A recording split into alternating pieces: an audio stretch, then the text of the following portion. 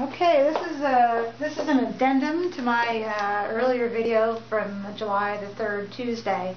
I wanted to talk just a little bit about how I select a picture, a photo to paint from, or a subject, I should say.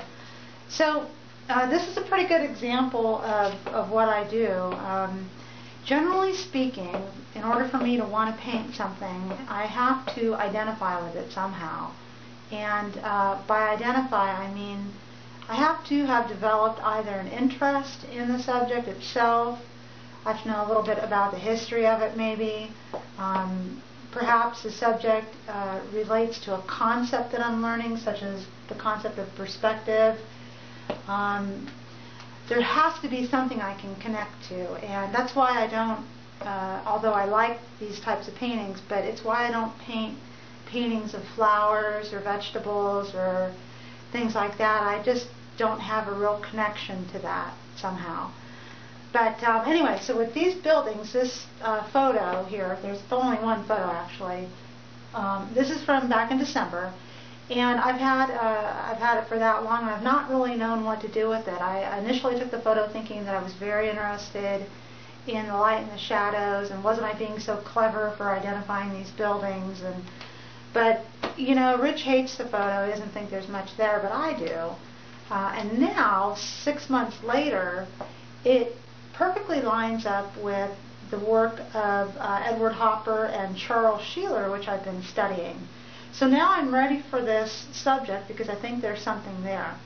So generally what I do, I go out in the field, you know, out there, and I take lots of photographs of one subject once I've identified that subject. So with this building, I probably had about 30 photographs to begin with from separate occasions. And what I'll do is I'll take all those photos and then I'll come home, look at them on the computer, and I'll make little notes on the computer on these photos of things that I think are positives and things that I think are negatives.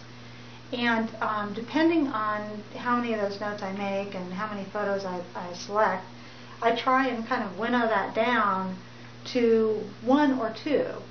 And at that point, when I feel that I've really selected just one or two photos, I'm kind of good to go. I'm ready to begin. Now, I may not start right away on that painting. I might just say, oh, this is a subject for a later time and place. And what I do on the computer is I have one master folder that holds all of these ideas that have been distilled down to one idea.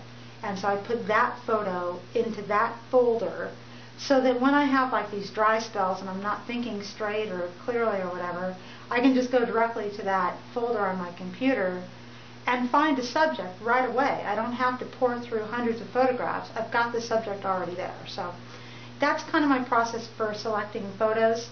The other thing I wanted to show was that I take, as I said, different shots of the same subject. In this instance, though, these are different croppings of the same subject, same photo.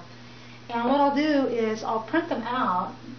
4 is typical. I'll print them out, and I'll look at them from a distance, and I'll look at the patterns of light and shadow. These are in black and white, so it's really easy to see that. So I'll look at these from a distance, I'll look at them up close, and I'll just kind of go over the merits of each picture and see what it is that I like with that pattern of light and shadow. I'll then take a look at the perspective lines that I think are there.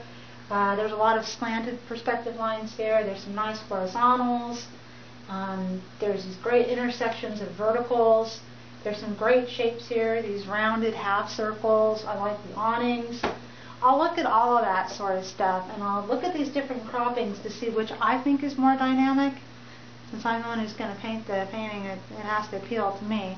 I'll ask Rich's opinion, but generally speaking, I try and work it out myself because it's my preference, my aesthetic, my taste, and I have to like it. So anyway, I'll have them up, and one thing that I'm doing now, and you can see this, hopefully you can see that, it is a plastic grid that I place over the painting, and that allows me to kind of see what is what in each quadrant of the painting. This is an 8x10 plastic grid, and I've got the intersection marked here. I've got the top plane, the bottom plane, the side plane, and the side plane of the photograph that I can look at, and I'll look in each quadrant to see what's going on. Is there a lot of light value, medium value, dark value? Do I see the lines?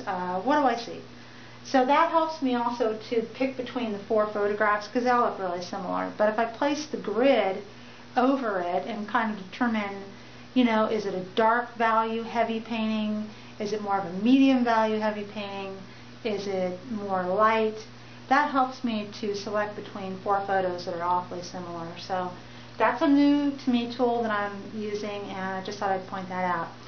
So lastly, just once I have a photo selected, then I go on to get the painting started, and that'll be for the next video. And that's it.